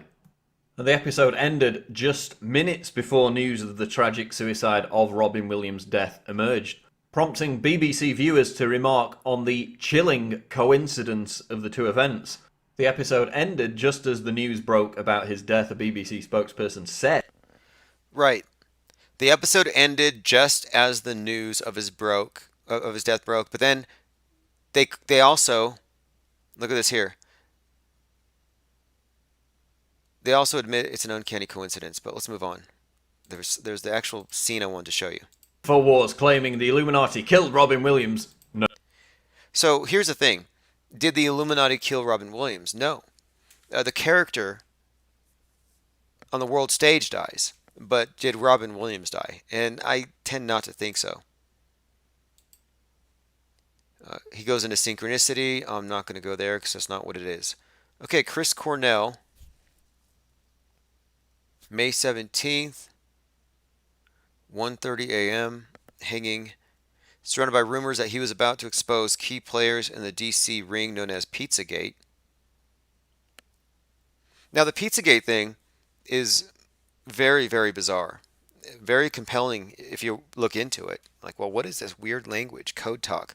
And look, I got a couple of questions here. Speaking of code talk, I caught a little bit of Owen Benjamin earlier today, and they were talking about code talk or Illuminati symbolism, and he said, oh, well, the pyramid, in his words, he said the all-seeing eye and stuff, that this was all, I think what he called gamma males. So alpha, beta, I guess gamma, so weak males. But he was just describing how the Illuminati symbolism is a pyramid that shows that they're just dupes and that the symbolism tells you everything. And he also said it means they're gay. Right? This is Owen Benjamin talking about this. So I'm like, okay, that's interesting. Because if you're going to go into the symbolism and, I guess, extrapolate all of that, if you're going to extrapolate from the symbolism all of that, then what about the symbolism of bears? Has anyone else noticed this, or gravy? Anybody else heard about this with the Owen Benjamin thing? Where their mascot is the bear, which I understand. But gravy, when he's speaking, people say, well, he's giving us gravy, which I think is really weird. I've just looked at their lexicon and I'm like, what are these guys talking about? So here you go. So I kind of looked into it and I'm like, well, if we're going to talk about symbolism and the all-seeing eye and cryptic meanings of clubs, so like, oh, these guys call themselves the Masons and they hang out in these clubs. Well, what about a bunch of large, very masculine guys talking about manhood, talking about not touching themselves? I mean, really bizarre stuff, and handing out gravy. So I looked into it, and it turns out, and this is just symbolism, so don't blame me. I'm just looking at symbolism. Turns out that bear is actually kind of a very popular symbol among a certain demographic. So this is just me speaking facts. I hope it doesn't offend you. But if you were part of a club, a group of guys, and you called yourselves bears and you passed out gravy, you might be confused with groups of large gay men who call themselves bears who talk about a certain thing that they do and they refer to a substance as gravy. So I don't know if this is a joke. Is Owen Benjamin playing a joke on his followers? Because he's always talking about this. This is an actual Owen Benjamin poster. Only you can prevent sodomy. Like he's always talking about sodomites and sodomy and in these terms. And I'm like, wait a minute. You named your group the Bears, which means, and look, I'm just going to show you because I'm not making this up. I was looking into slang. And I was like, well, what does bears mean? It describes hairy, heavy-set, gay or bisexual man who is the image of rugged masculinity. So I'm looking at this here. I'm like, okay, so the guy on the right's a bear. So let's take a look at Owen Benjamin. Just so you can get an idea, what are we exactly to make of this? Because if I look at the humor and the jokes, and a lot of it to me just seems like, well, I guess, I don't know. Would he be playing a joke on his followers where he's like this rampant homophobe, but then he uses gay slang to describe, the bear homo symbolism is a thing. The bear's name is Pumpy. They say the party was gravy. So, they're not all Chicago Bears fans. And I'm just saying there's no way that being a comedian, being aware of these subcultures that he's criticizing, so is this cultural appropriation? Is that what it is? Is this cultural appropriation? Where, if he were to take the rainbow flag and start waving around a rainbow flag, would his followers and listeners then start adopting the rainbow flag? I think it's a fair question. I do think it's a fair question, and I'm not trying to, extrapolate anything from this, but I'm just saying, If you're going to talk about symbolism and say, hey, the Masons are all gay and they're hanging out in their lodges, well, you're hanging out in a group that also has, symbols attached to it. This is where it's at. It says, OB hates his followers. That's the biggest joke. I don't know. I'm just saying, I'm asking. It's just symbolism. Like we have a penguin. What's the symbol of a penguin? Let me look it up. I don't know if it means anything. Okay. I did find Tango Makes Three. This is an LGBT children's book about two male penguins who create a family together. I don't know if it's the same thing. So I guess I don't know if you could make a comparison. For us, the penguin has always just meant, the Antarctic region, the area you're not supposed to go to. And that's pretty much it. I mean, it's a constant reminder. A constant reminder that there's a place you can't go. It's the place where the penguins are. I mean, of course, there are some penguins in Africa and Australia. There are some desert penguins, if you didn't know. It's funny how the reality-denying Mandela-affected who think they know it all come across something they didn't know, and they say, oh, reality shifted because I didn't know that. Got to download the new information. Commenter says, dude, you're looking way too hard. Am I looking too deep into the bear symbolism? Because I wasn't looking any deeper into the bear symbolism than he was looking into the Freemason symbolism. So tell me again how I'm looking too hard. Also, it's contraction. You're welcome to call in 505-510-4226 if you have the guts. I have nothing against bears. I mean, I don't care. I don't care if you're a Chicago fan or you like hanging out in the woods with your friends. I don't care. Not my concern. But I just see this loudmouth constantly criticizing so-called sodomites, and I'm like, well, you're using their symbolism, but whatever. I get called out all the time for using 33s and pyramids. So, hey, here's something for you. A little example of deep fakery.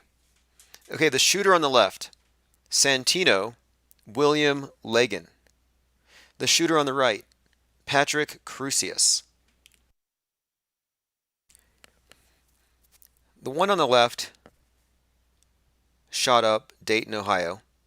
The one on the right shot up Gilroy. Is it a coincidence that they look exactly the same? No. In fact, he actually looks much like this is what we're talking about, the recycling actors. But the interesting thing here, too, about Patrick is Crusius. The Metascript since Parkland has been the Children's Crusade. Salty says, throw some beaks on bears. I thought about that. The Children's Crusade has been the Metascript. They brought that up. We've talked about it at length, really, since Parkland.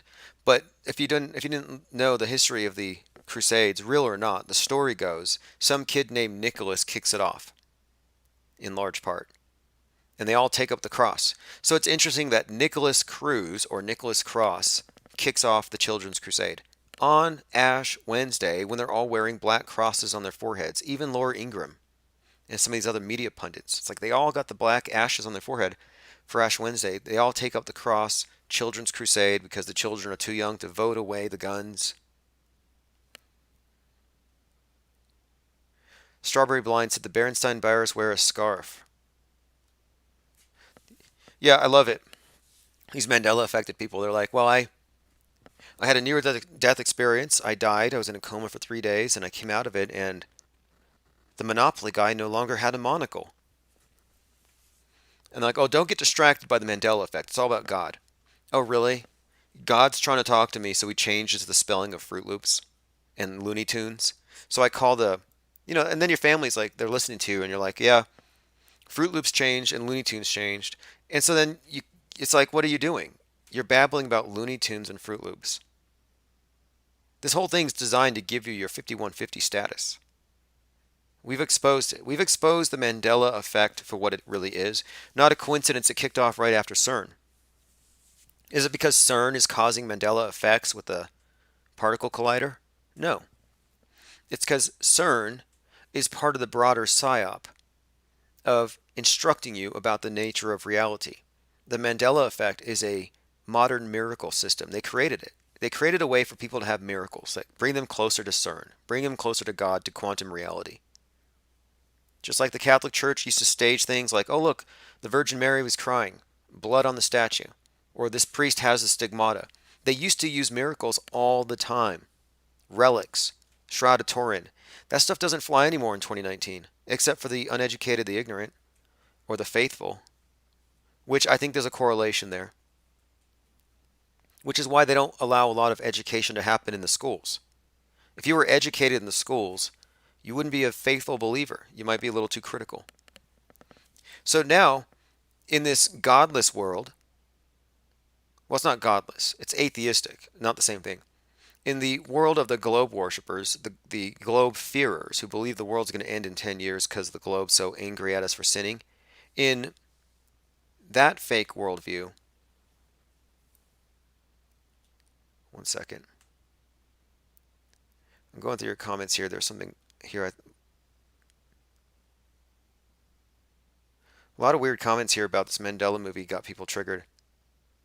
Anyway, the Mandela effect is really pretty much based on, the main scientific paradigm. It's meant to like underscore it. So like if you see an angel, right, or maybe a saint, Virgin Mary visits you, you're going to become a Catholic. If you're visited by the angel Gabriel and he tells you to live in a cave so he can dictate a book to you, you're going to become a Muslim. If L. Ron Hubbard comes to you, in your dreams or whatever, and tells you he can clear your mind and your bank account at the same time, you'll become a Scientologist. It just depends the type of religious experience that you're having. And it looks like the Mandela effect is a religious experience that they created to justify this quantum reality, with God as being this AI God, or this God that isn't really a personal creator, but basically we're in a simulation. And yes, so was the Mandela Effect movie a documentary? Not technically, but I think it was pretty much. It explained how the Mandela Effect actually are. And it shows how it alienates them, and how they alienate themselves, and how they put themselves into a self-reinforcing echo chamber, and they're able to look at everyone else as flawed, as non-playing characters, or unwoke, unsaved, or unsavable in my case. It's kind of messed up. Like, even if you were a satanic worshiper or whatever, and you were in a heavy metal band, if you become a Christian, even with all your tattoos, you humble yourself, they will accept you. They'll say, oh, Jesus talked to you? Well, welcome. So I've been deconstructing Mandela effects for a bit here. And just to test the waters, one day I said, on that movie, A Christmas Story, is the catchphrase, "You'll shoot your eyes out, kid"? Because that's how I remember it. But everyone else remembers it, "You'll shoot your eye out, kid." And that's what the movie has. Is that a Mandela effect? Well, technically it is. But it's not canonical. It hasn't been accepted by the majority. It's not a consensus effect. It has to be agreed upon by a certain number of people. Since I'm the only one positing it, they're saying it's bullshit. I've been told by some deeply affected people, Mandela affected, that's EFF, not AFF. I've been told by some of the affected that I can't have Mandela effects. That would be like saying, you can't come to our church, God won't talk to you. It's like, how do you know Mandela doesn't talk to me? So anyway, this is another example. Look, deep fakery everywhere, recycled actor, whoever this guy is. And there's a high probability that these photos were taken even months before the actual so-called attack.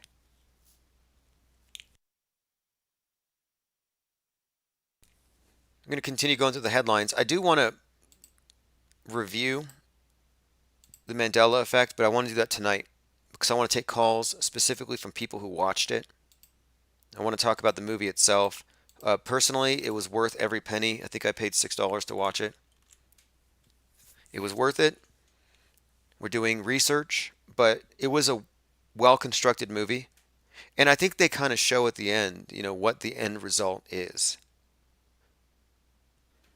Funnily enough, though, and we'll get into this later, the flat earthers didn't like the movie. So you have two types of Mandela effectees. You have the mainstream Mandela affected, who believe in the spinning ball paradigm, evolution, quantum reality. And then you have the flat earthers who deny all that. They deny mainstream science, but they want the Mandela effect. I'm like, I'm sorry, but if you're going to deny mainstream science, you can't have the Mandela effect. Do you want to know how mainstream the Mandela effect is? It's so mainstream that Neil deGrasse Tyson and Mikio Kaku were featured right at the beginning to explain it. It is a mainstream conspiracy, not even conspiracy theory. It's a mainstream belief. Like, you want to believe in string theory? Go for it. You want to believe in black holes? Go for it. You want to believe in shifting reality timelines? And something else too. It's also a ghost story, if you didn't know. It's a ghost story, which is important. Damn, Jay Tassie says, in the Terminator, is it I'll be back? Because I remember I will be back. There's a Mandela effect. We'll have to run it by one of the, I guess, community leaders to find out if it's accepted.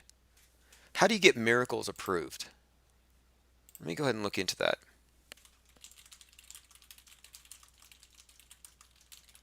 I think you can just write a letter to the Vatican and they'll send someone to your place. Okay, the science of miracles, how the Vatican decides. The Vatican is changing how it verifies miracles. How the Vatican verifies miracles. The Vatican tightening its rules on miracles and sainthood. Vatican approved the Miracle Hunter.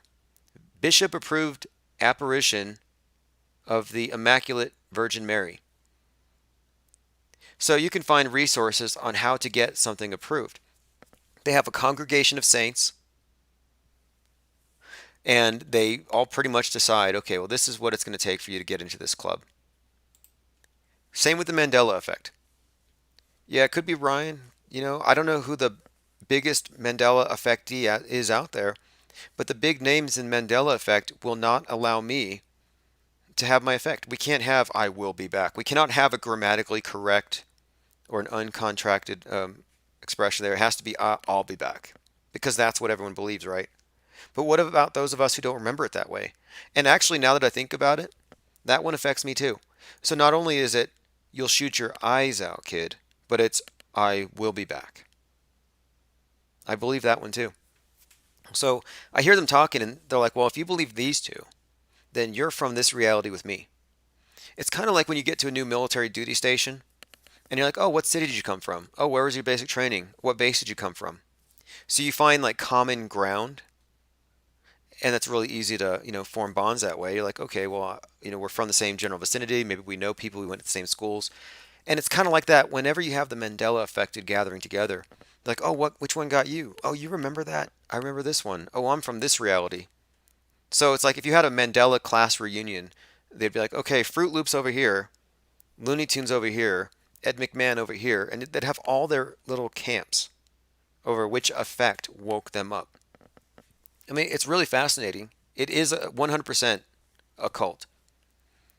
It is a cult. I mean, it's a cult of believers, and it's a self-reinforcing echo chamber. They're not knowers. It's not scientific. It's not falsifiable. They cannot prove it.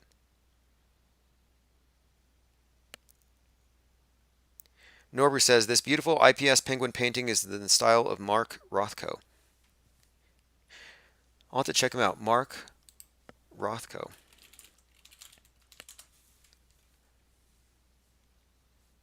Okay, I see. Yeah, I always like the red and the black, the high contrast.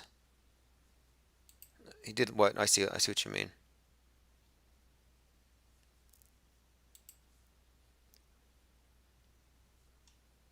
I do have a few paintings up right now on my float. I'm trying to post them every morning. So if you go to float.app, in fact, here's how you find me. Go to Infinite Plane radio.live. If you haven't moved to Float, you ought to. You know that Twitter is going to shadow ban you, right? Like you cannot have a real opinion if you're on Twitter, especially as the election year ramps up. And you do not want to be on Facebook or Twitter when the politicians begin dumping billions into advertisements. So I think right now is the perfect time to jump to Float. It's so much better than Twitter.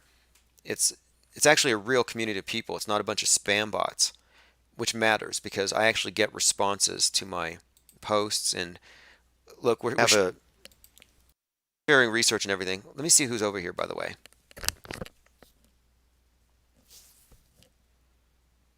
Going through comments. Mitten Mafia, thanks for letting me know. Apparently gravy is slaying, and the Bears ought to know about that. That could get really ugly. You know, I mean, I guess they would have to ban, but they can't ban us all, right? Not that I would ever instigate any kind of cross-species trolling. Like, I'm not going to set, penguins up against bears as far as, chat rooms go. I would never say that. I wouldn't say, hey, go over to their chat room and tell them what bear really means. I wouldn't do that. This is where it's at. Says, I remember the baseball player Ryan Sandberg, spelled R-Y-N. ME followers don't do sports. Yeah, no kidding. ME followers are pretty much people who are, I think, 30. Well, I think the cutoff date would be about 27. I mean, how many 2-year-olds remember Ed McMahon?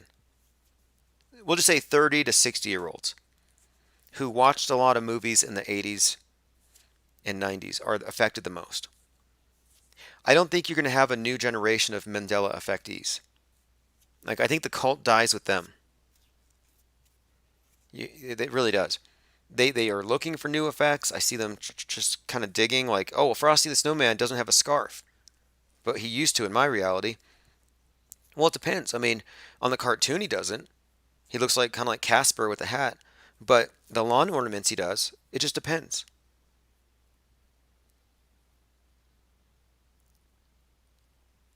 JFK, Richie from Boston is Mandoozled. Richie from Boston. I'm going to play this. I love his channel, but I'm just saying here, look. What we're doing on this channel isn't necessarily a conspiracy theory. There's a huge difference between conspiracy theory and what we're doing here. He says that, oh yeah, television is the devil. That's not the one. It has to do with the Mandela effect and how it got him. And there's something else I saw that's even better. I should probably find that one first. I think I have it on minds.com.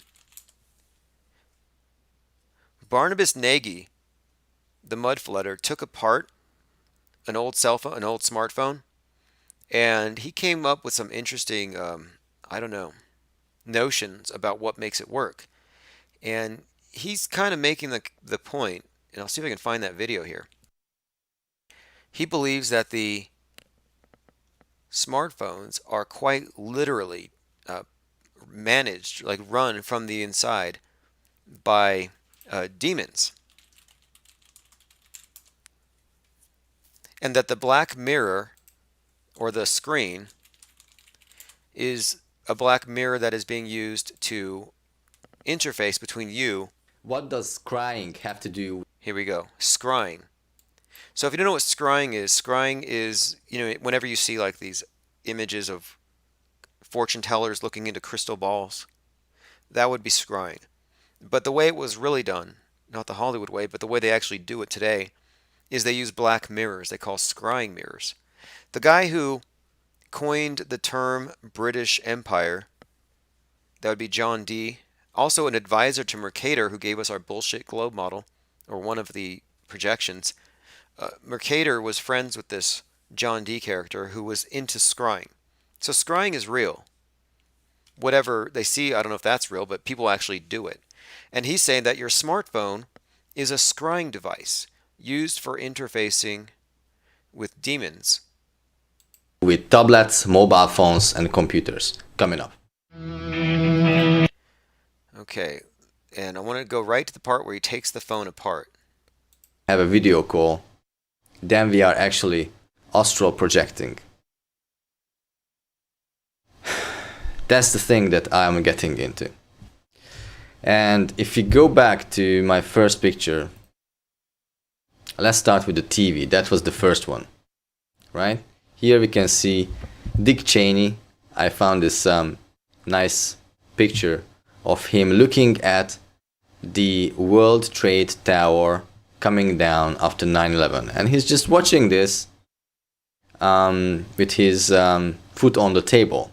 Like, how trendy, how stylish that is, watching such a thing that, you know, happened, and he's just watching like that.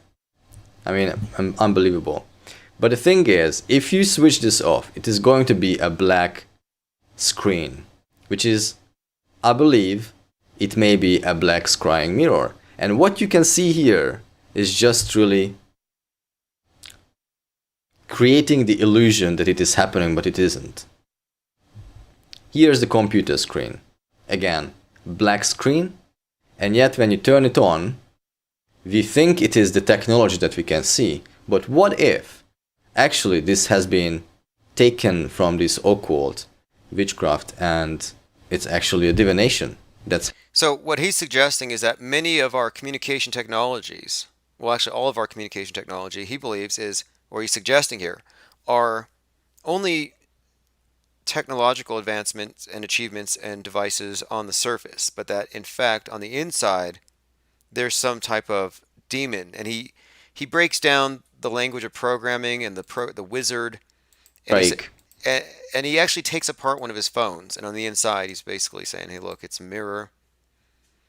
Here we go. The black scrying mirror can bring the user hidden knowledge, clairvoyant ability, and can act as portals to other planes of existence. Scrying can be defined as a mantic art of gazing upon a dark mirror, allowing your physical eyes to relax so your inner psychic eye can open and receive desired communication.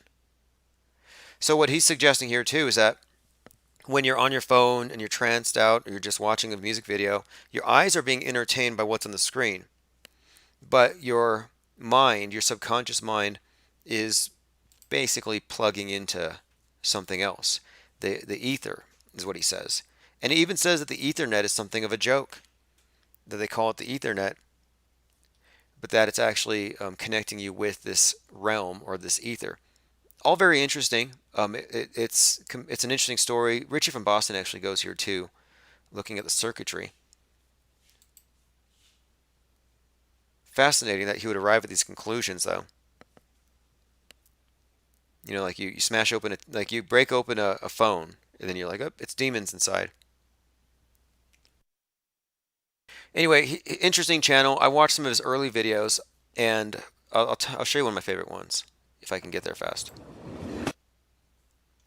I'm not really for wild speculation, but if you're going to go sci-fi, you might as well go all the way.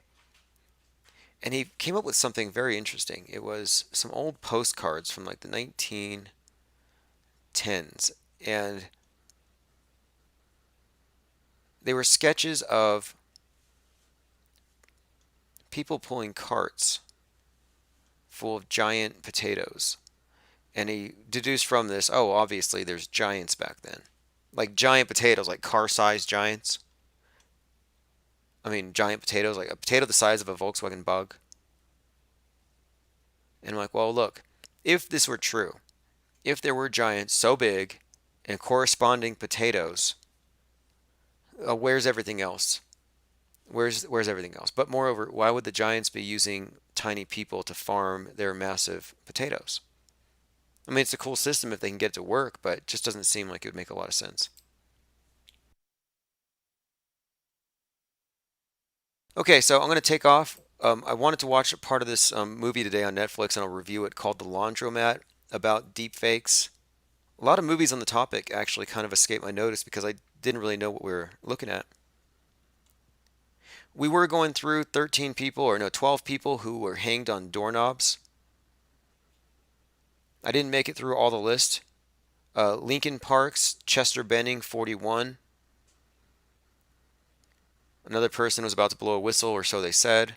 Swedish DJ died 20 April 2018. Same thing. In 2015, Avicii released a song for Better Day where he shows childs being trafficked. Kate Spade, 55, another fashion designer, part of a foundation. Let's see, she traveled to Haiti on behalf of the Clintons, hanging from a doorknob. Queen Maxima's sister, Ines, 33, killed at 33. She was involved in or connected to high-level elites and child trafficking. Anthony Bourdain, 61, prior to being suicided. Occult ritualistic mechanics surrounding his death, the place where it happened, and then Y12. Again, this is from the Phoenix Enigma. I'll be going through it again later. I'm going to be combing through these without the assumption that these people are actually dying, but it is very peculiar here that you would have 12 high-profile deaths in a relatively short span of time. All of them involving people hanging from doorknobs. Then you throw in the ones we know to be, fake and or shady, like the one specifically with Robin Williams.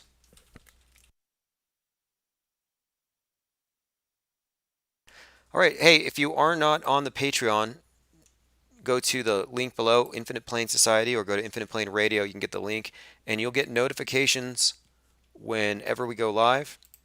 This is MVP's Your Reality is Fake AF. I'll see you later.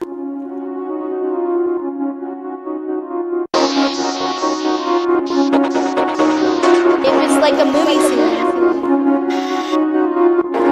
There was gunpowder all on the floor. It was just so real, but it felt so fake.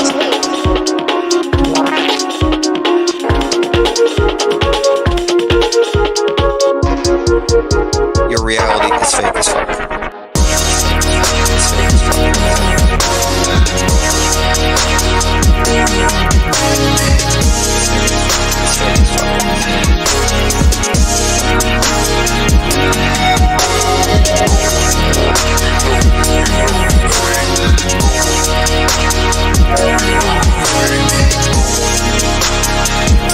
I don't feel compelled to apologize for what I'm saying. I don't feel like silencing myself or anybody's feelings. I think the earth is flat. Sandy Hook is a hoax. Nobody died at 9/11. Megan Kelly's a dude.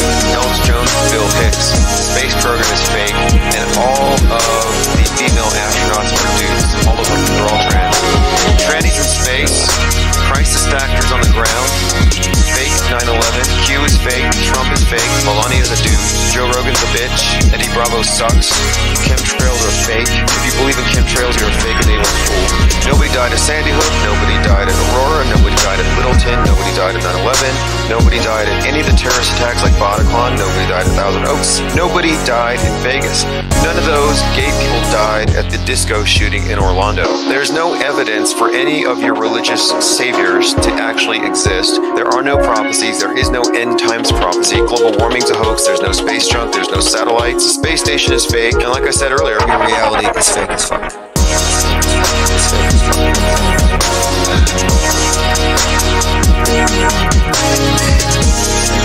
It's fake as fuck.